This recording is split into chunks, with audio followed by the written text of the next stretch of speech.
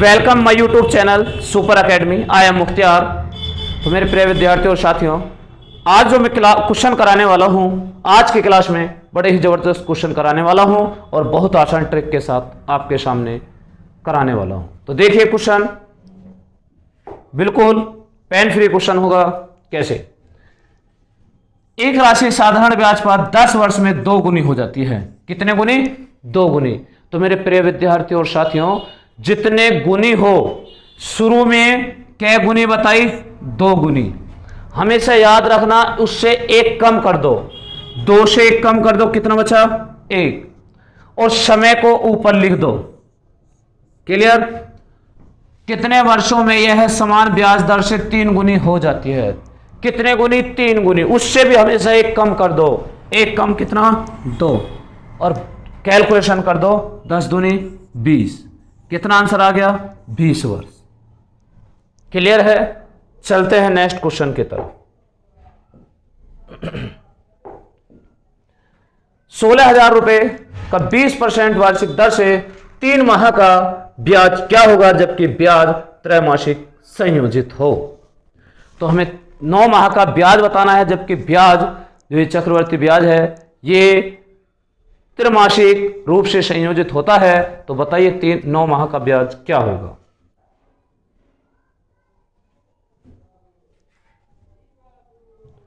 तो मेरे प्रिय विद्यार्थियों और साथियों,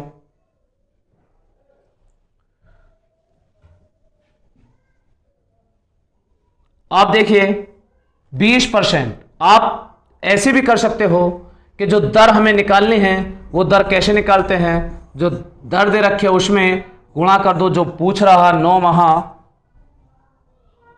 3 गुणा कर दो 3 के, और बटे में कितना? 1 साल में 12 माह। 3 चौक 12, 4 पंजे 20।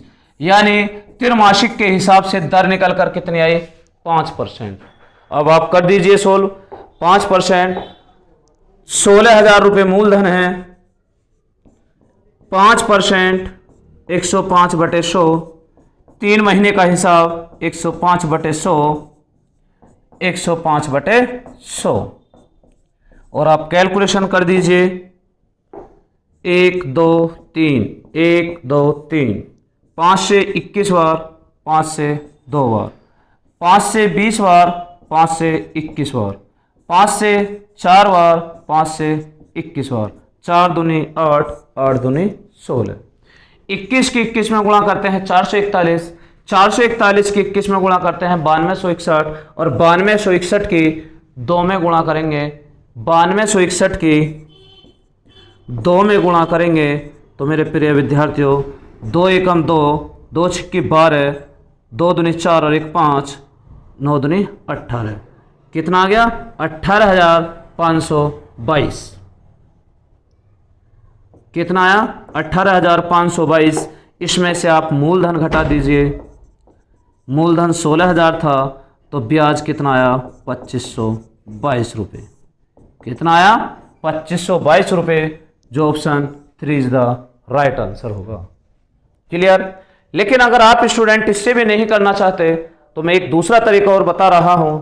देखिए 20%, इस 20% को अगर हम त्रैमासिक के हिसाब से निकालते हैं तो रेट ऑफ इंटरेस्ट कितना निकल कर आता है? 5%। यानी जो हमारा प्रिंसिपल था वो 5 था, लेकिन मैं ये कहूं 5% का फ्रैक्शन कितना होता है? 1/20। कितना होता है 1/20। तो 20 रुपये हमारा प्रिंसिपल था और अमाउंट जो वो ब्याज लगकर कितना हो गया? 21।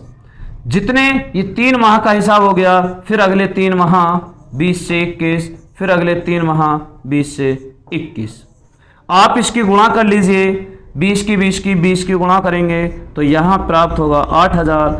आप 21 और 21 और 21 की गुणा करोगे तो प्राप्त होगा 9261। ये हमारा मूलधन है, ये हमारा मिश्र धन है। लेकिन हमें चाहिए क्या? ब्याज चाहिए। तो यहाँ से यहाँ तक का ब्याज कितना मिला? 9261। तो मेरे प्रिय विद्यार्थियों, 9261 जो हमें ब्याज मिला, हमें वही बताना है कि ब्याज कितना है। तो आप देखिए उसके हिसाब से मूलधन कितना था? 16,000, और हमारे हिसाब से मूलधन कितना है? 8,000। कितना है 8000। ब्याज बताइए, ब्याज कितना मिला 9261।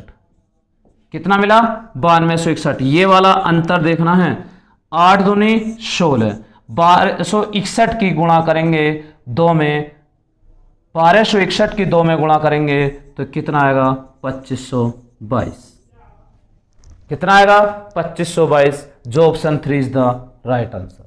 तो मेरे प्रिय विद्यार्थियों, आप चाहे इस तरीके से कर सकते हैं फ्रैक्शन बनाकर, आप चाहे इस तरीके से कर सकते हैं, वो आपके ऊपर डिपेंड करता है कि आपको देखने में या समझने में कौन सा आसान तरीका लगता है। जिससे आपका मन करे उससे आप कर सकते हो।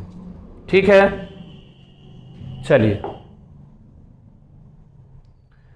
नेक्स्ट क्वेश्चन है, एक आयत की लंबाई 10% की वृद्धि तथा उसकी चौड़ाई में 10% कमी करने पर नए आयत के क्षेत्रफल पर क्या प्रभाव पड़ेगा। तो मेरे प्रिय विद्यार्थियों और साथियों, आयत की लंबाई में 10% वृद्धि, आप ये भी कह सकते हो कि 10% वृद्धि, हम आयत का क्षेत्रफल टोटल मान रहे हैं 100। कितना मान रहे 100। लंबाई में वृद्धि हो गई 110/100, चौड़ाई में कमी हो गई 10 यानी 90/100। 100 से 100 खत्म, 2 0 से 2 0 खत्म, 11 की 9 में गुणा करी 99। हमने माना कितना था 100, 100 से कितना कम है 1%, तो उसके क्षेत्रफल पर कितने परसेंट की कमी होगी 1% की कमी होगी। Option 4 is the right answer. Option 4 is the right answer. लेकिन आप अगर जो स्टूडेंट इसे फ्रैक्शन से करने के इच्छुक हो तो वो फ्रैक्शन से भी आप कर सकते हो। ध्यान दीजिए, लंबाई में 10% की वृद्धि हो गई, 10% का फ्रैक्शन होता है कितना मेरे प्रिय विद्यार्थियों 1/10। इसका मतलब पहले लंबाई 10 थी, अब 1 की वृद्धि होकर कितनी हो गई 11। चौड़ाई में 10% की कमी हो गई, इसका मतलब पहले चौड़ाई थी इतनी और 1 की कमी होगी तो अब कितनी बची 9। तो देखिए पहला क्षेत्रफल कितना था 100, अब क्षेत्रफल कितना है 99। कितने परसेंट की कमी हो गई प्रिय विद्यार्थियों 1% की कमी हो गई। ठीक है, चलें तो हम वैसे ही इस ऐसी नई नई ट्रिक के साथ आपके सामने हाजिर होते रहेंगे। अगर हमारी आपको ट्रिक चाहिए तो चैनल को प्लीज सब्सक्राइब कर लें और वीडियो को ज़्यादा से ज़्यादा शेयर कीजिए और वीडियो को लाइक भी कीजिए। ठीक है, फिर मिलते हैं नेक्स्ट क्लास में, तब तक के लिए जय हिंद जय भारत।